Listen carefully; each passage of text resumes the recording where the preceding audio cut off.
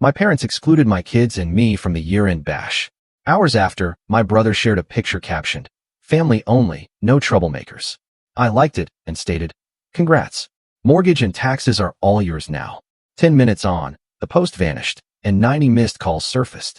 What if I told you my own mother, after a lifetime of giving, sent me a text message effectively banning me and my kids from our annual family holiday party? The reason? Family only, less drama. Can you even begin to imagine the gut punch?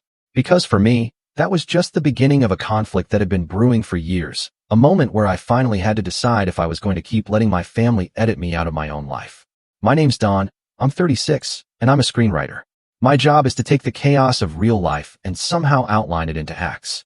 But sometimes, real life just won't stick to the script.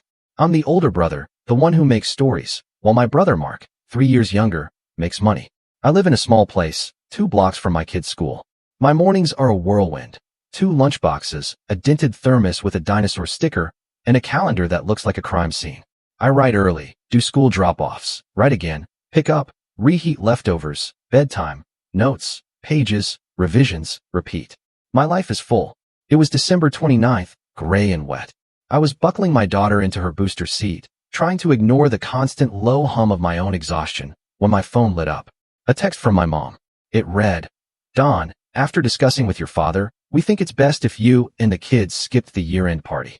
It's family only this time, less drama." Family only. The words just hung there, stinging.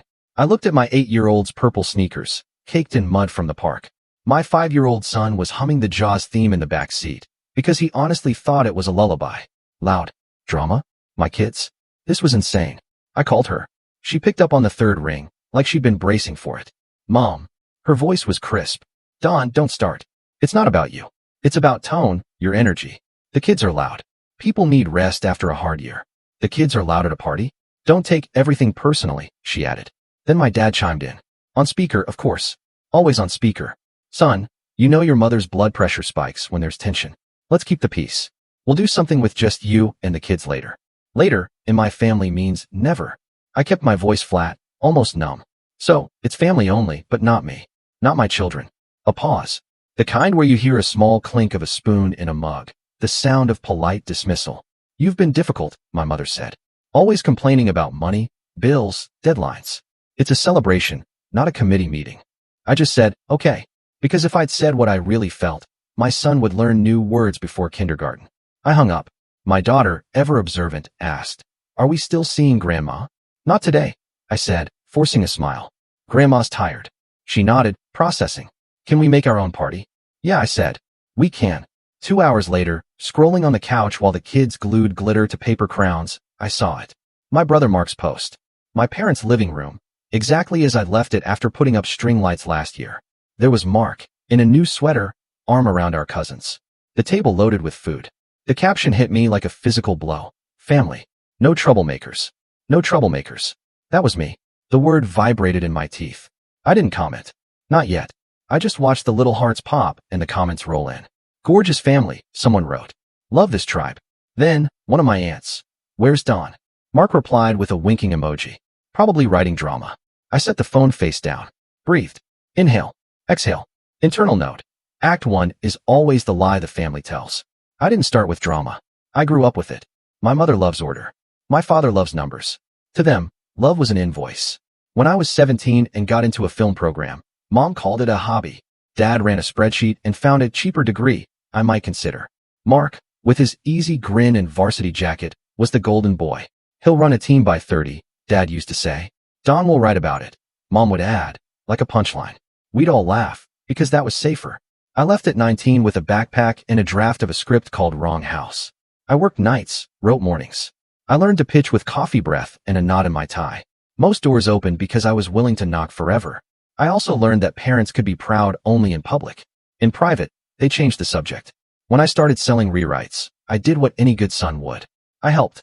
I paid Mark's parking tickets when they stacked up like junk mail.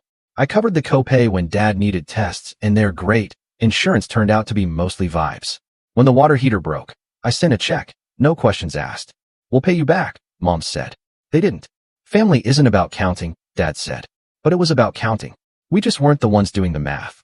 Then I got married too fast and divorced too slow. 2 kids, 2 bedrooms, 1 car that squeaks when it turns right. The settlement was fair. The rent was not. I picked up every assignment I could. Punch-ups on comedies, a thriller that never got made but paid in installments. I stacked savings in a folder called Roof and Shoes, because kids outgrow both at the speed of light. My parents still called me for small emergencies. The property tax notice came, Dad would say. Do we have to pay all of it? That dentist takes only up front. Your aunt needs help with her phone plan. It was never, can you help? It was, here's the account number. I kept receipts at first, then stopped, because the folder made me feel petty. I told myself I wasn't buying love, just buying peace. Mark never asked. He told, bro, spot me just this month. Bro, the interest rate is a joke. Bro, you're the writer. Write it off. He called me bro, the way people say buddy, before they cut you in line. And I said yes because I thought that's what older brothers do. Because I thought it was a season. Because I was tired, and the kids needed shoes again. And saying no takes longer than saying yes when your phone rings in the cereal aisle. The first big turn came 3 years ago. Dad wanted to simplify their finances and put the house in a trust. He asked me to look at the papers. It's all standard, he said. Mark's friend drafted it. We just need a signature as witness. I read the document between pickups, circled, irrevocable, and texted Dad that we should slow down. He replied, don't be dramatic. Later that week, I found a photocopy in their kitchen drawer. My name. My signature. Except I hadn't signed it. Oh, Mom said, stirring sauce without looking up. We used the old copy you signed for the bank. Saves time. She said it like she'd found an extra coupon. I stared at the page. The ink line was clean. The loop on the D was wrong. My loop. We're too old for mess, she added. You know that. I didn't fight. Not then. I just scanned everything, made a private folder, and moved a little further away inside my own chest. Then there was the year we floated you, as Mom called it. Truth? It was the year I floated them. Property taxes went up. Dad didn't adjust his withholding. Mom decided retirement meant 2 vacations. I paid the shortfalls. We'll settle at Christmas, Dad said. We'll make a plan, Mom added. Christmas came with a ham and a photo. No plan. Mark got engaged that winter. Nice girl at first. Pretty smart. In front of her, Mark actually turned the volume down on his swagger. My parents adored her. My kids called her Aunt Maybe. There was a shower and a registry and a speech where Dad toasted the son who keeps things moving. I clapped. I also picked up the venue deposit temporarily when their card had a fraud hold. After the engagement party, Mark cornered me near the coat rack. Listen, he whispered, like we were in on something together. I know I'm behind. When my promotion hits, I'll square up. You know I will. You owe me $6,000, I said quietly. He flinched like I'd used a slur. Wow, you're really keeping score. Yes. He rolled his eyes. You're the one with the movie money. It's TV, I said. And it's rent. He patted my shoulder. You get paid to make stuff up. I get paid to deliver. Everyone has a role. I went home and wrote 8 pages of dialogue where a brother tells the truth and the other brother listens. It read like science fiction. The year-end party tradition started to wobble after that. The first year, they forgot to tell me the time changed. We thought you were too busy, Mom said. The kids get cranky past 9. Dad posted a photo at 8:07 p.m. I liked it and wrote, fun. Mom texted me later. Why did you make me look bad? The next year, we were late because my son threw up on the steps. When we arrived, clean shirt and ginger ale equipped, Mom hugged the kids and didn't hug me. You don't prioritize family, she said in the kitchen. You prioritize your moods. My moods. The next draft of my life had fewer scenes in their house. But money kept pulling me back. Dad invented phrases like family float and interest of the heart. I invented phrases like boundaries and then broke them. Every time I said no, Mom would sigh and say, you know who we can count on? Mark. Then Mark would ask me for money the same afternoon. Comedy. This December, it wasn't a wobble. It was a door slammed with a caption. Family only. No troublemakers. Troublemakers. That was me now. Not because I caused trouble. Because I stopped absorbing it silently. I didn't plan a confrontation. I planned a quiet evening with glitter and crowns and my daughter's playlist that plays the same 5 songs like it's a radio station run by squirrels. But then my aunt asked, where's Dawn? Under Mark's photo. Then my cousin wrote, miss those kids. Then Mark joked, they're practicing drama. I scrolled up to the top of the thread where Mom had texted family only, less drama. And I made a simple decision. If they wanted a script, I'd give them one. With receipts. With act breaks. With a clear third act choice. Keep the money or keep the performance of family. They couldn't have both. At 9:14 p.m., after the kids were asleep, paper crowns tilted over their eyes, I opened Mark's post. I tapped the heart. The blue thumbs up floated. Then I commented, congrats, Mark. Looks amazing. Since it's family, here's a family update. Mortgage, insurance, property tax, and interest of the heart are all yours now. I'm out. It was neat. Almost gentle. The kind of line you can put on a t-shirt. Within 30 seconds, my phone buzzed. Then it jittered. Then it howled. Mom calling declined. Dad calling declined. Mark calling declined. Group chat. Don, delete that right now. I typed. Mom, I won't. I'll send a summary tomorrow with numbers. Mark replied under the photo. Dude, what are you doing? This isn't the place. I typed back. It literally is. Then I dropped 4 screenshots in the family chat, not in the comments, because I wasn't going to feed the crowd. The screenshots had dates, amounts, the little notes I wrote in the memo field like heater, root canal, ticket X3, deposit, tax shortfall Q2, 3 years. Every single transfer. I didn't add snark. I didn't add arrows. Just the numbers and the word cleared. Mom, you are humiliating us. Dad, this is not how adults behave. Mark, bro, take it down. People are seeing this. Me? Then stop saying it publicly. Silence for a minute. Then Dad tried to shift the script.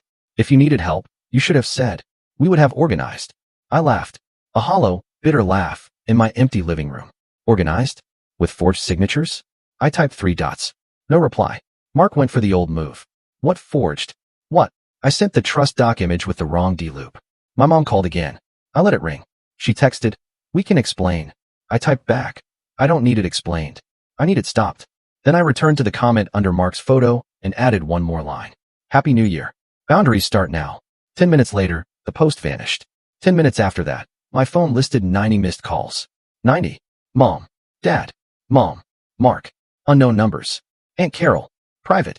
A text from my cousin. Yo, is everything okay? A text from my ex. Are the kids asleep? Do you need anything? A voice memo from Dad that began with son and ended with call me back like a man. I put the phone on do not disturb, sat at the edge of the couch, and listened to my apartment breathe. The kids turned in their sleep, and the paper crowns crackled on the pillows.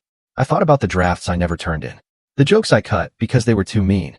The scenes where I gave characters grace because I wanted to believe people could change.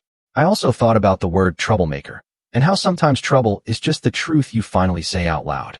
Morning hit with orange light on the blinds and a Lego under my heel.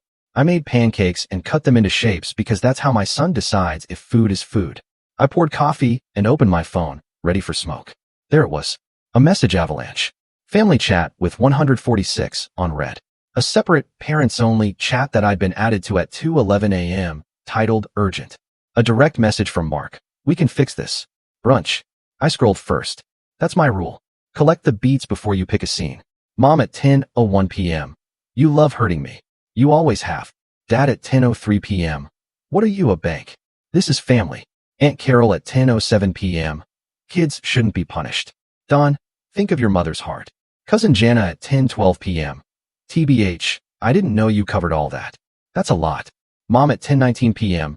Jana, stay out of this. Mark at 10:22 p.m. Numbers are wrong. Me at 10:23 p.m. They're your numbers. Silence in the group for an hour. At 11:31 p.m., Dad posted a spreadsheet of his own. No joke. Projections. It had a tab called Expectations 2026. He had listed monthly contributions from Don next to utilities, HOA, and Netflix. In bold. I replied at 6:17 a.m. after pancakes. Delete that tab. Delete the assumption. Mom called. I picked up because the kids were laughing, and the sound made me brave. She skipped hello. What was last night? Her voice was tight and small. You humiliated your family. You humiliated me first, I said. You banned me and my children from a party and called it family only. You call me a troublemaker. That was Mark's caption, she said quickly. You liked it? I asked. She sighed. You read too much into things. I'm a screenwriter, not a mind reader, I said, keeping my tone clean. I read what's on the page.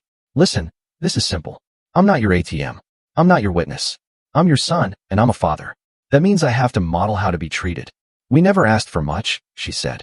You asked for my name when you needed papers. I countered. You asked for my money when the taxes came. You asked for my silence when Mark needed to look like a hero. I took a breath. I enabled all of you because it was easier. That ends today. You're dramatic. I'm boring, I said. Actually, I'm saying no. She went quiet, then softer. We'll pay you back. Good. I'll send a number. You can make payments like any other bill. No more Venmo from my end. No more we'll settle at Christmas. We'll settle on the 15th of every month. I'll send a simple invoice. You'll Zelle. If you're late, there's a fee. That fee will go into a college fund for your grandchildren. She sputtered. You would charge interest on your own parents? You charged interest on my sanity. I thought she'd hang up. She didn't. She cried. It was the careful crying. The kind where you can still speak between the lines. Your father tried his best. We just wanted you close. You wanted me useful, I said. That's different. You also called me difficult. And you know the forged signature wasn't okay. It wasn't forged. It was copied, she said, like that was a softer crime. Your father didn't want to bother you. It bothered me anyway. She was quiet again. Come by later, she said finally. We'll talk. No, I said. If you want to talk, you and Dad can come to my place at 2. No surprise relatives, no speakerphone. She exhaled in a way that said she would. Fine. I hung up. My daughter walked in with a crown made of new construction paper. Daddy, she said, does Grandma still love me? Yes, I said immediately. Because she needed that right now. Adults get confused. It's not your job. She nodded, satisfied for exactly 12 seconds, then asked for more syrup.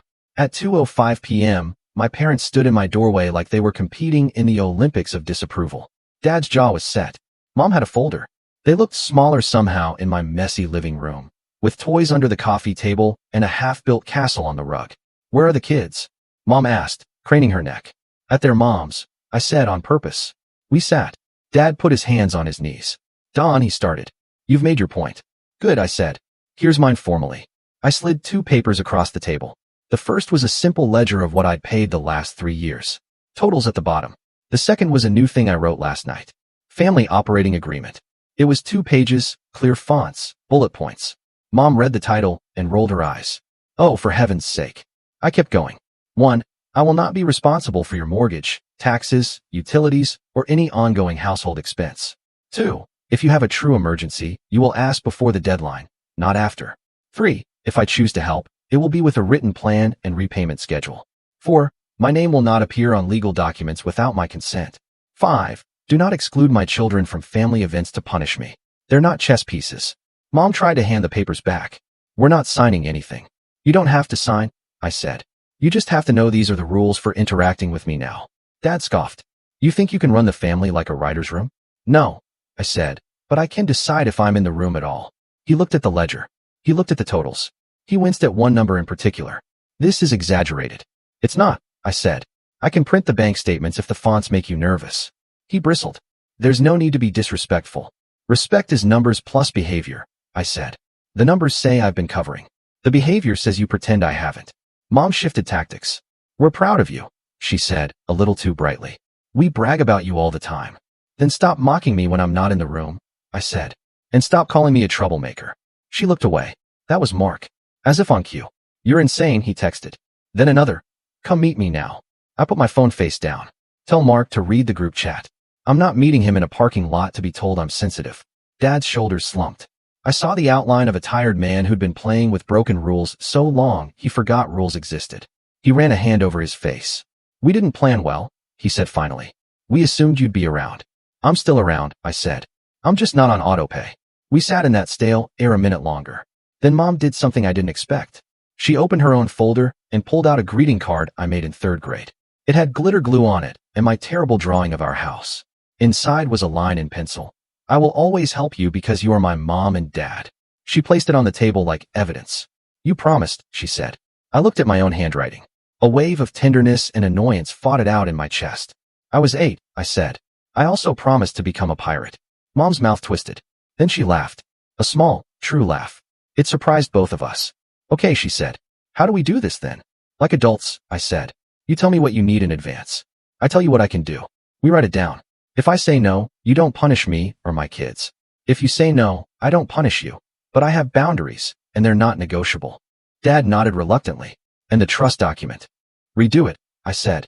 With a lawyer that isn't your friend's nephew. Without my name anywhere unless I'm in the room. He sighed. Fine. We shook on it. It wasn't warm. It was something else. Honest, maybe. After they left, Mark called 6 times. I didn't pick up. He sent a paragraph about public image and career optics, like he was managing a band. Then he sent the old line. I'll square up when my promotion hits. I typed, start with $200 this Friday. Every Friday, no skips. When you miss, the plan restarts at 0. And I stopped picking up. He wrote back. You're unbelievable. Thanks, I wrote, and put my phone away. That night, I took the kids to the park with leftover glitter still in the stroller cup holder. We played lava floor on the playground. My daughter asked if Grandma was mad forever. No, I said. She just has to learn new rules. My son climbed a ladder and shouted, "Boundaries," because he'd heard me say it too many times. We laughed. A whole body laugh. People stared. I didn't care. At home, after bath and books, I wrote. Not a revenge script. Not a courtroom scene. A small piece about a dad who stopped choosing peace that hurt and started choosing peace that heals. I kept the prose plain. I left the metaphors in the drawer. I let the truth stand up straight without a costume. At midnight, I checked the family chat one more time. Mom had changed the name of the thread from the family to family lowercase. It felt right. Dad had posted a photo from the party I didn't attend. He wrote, "Next year, everyone." And then a minute later, "Yes, Dawn. Everyone." I didn't reply. I put the phone face down and let the room go quiet. The moral didn't land like a drum solo. It arrived like a check that clears because the math finally makes sense. Here's what I've learned. In plain words, the way I'd explain it to my kids. If someone bans you and your children from family only, they're telling you what family means to them. Believe them. Then, decide what family means to you and act like it's true. If you keep paying for peace, you teach people that conflict is free and you'll cover the bill. Stop covering the bill. If someone forges your signature or copies it because they don't want to bother you, that is not love. That is convenience dressed up like care. Name it. Fix it. Don't laugh it off. If you're called a troublemaker for telling the truth, keep telling it. Trouble clears the air. My parents haven't turned into different people. They're just behaving differently with me because I changed the rules and stuck to them. The first Friday after our talk, Dad sent me $40 for gas. A start, like he needed to practice the movement of giving back. Mom texted a photo of a handwritten budget she'd started. It was messy and real. "We're learning," she wrote. I wrote back, "Me too." Mark sent $200 on time. In the memo, he wrote, "Bite me." I didn't reply. The next Friday, he sent $200 again. No memo.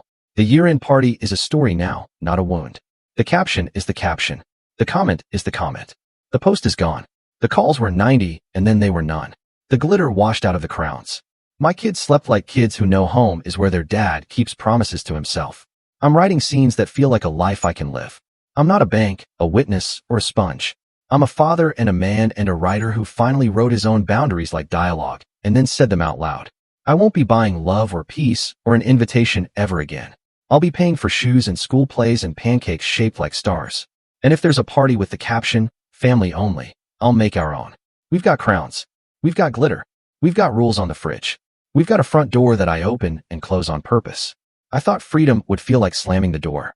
It doesn't. It feels like locking it at night and sleeping well, because the people inside are finally safe from the story that almost swallowed them. My name is Don. I'm a screenwriter, and I won't let anyone edit me out of my own life. So, I laid it all out there. It wasn't easy, and honestly, it's still a work in progress. But I sleep better now. What do you think? Have you ever had to draw a hard line with family, even when it felt like you were betraying some unwritten rule? Tell me your stories, or just let me know if you've ever felt this kind of relief after setting a boundary. I really want to know.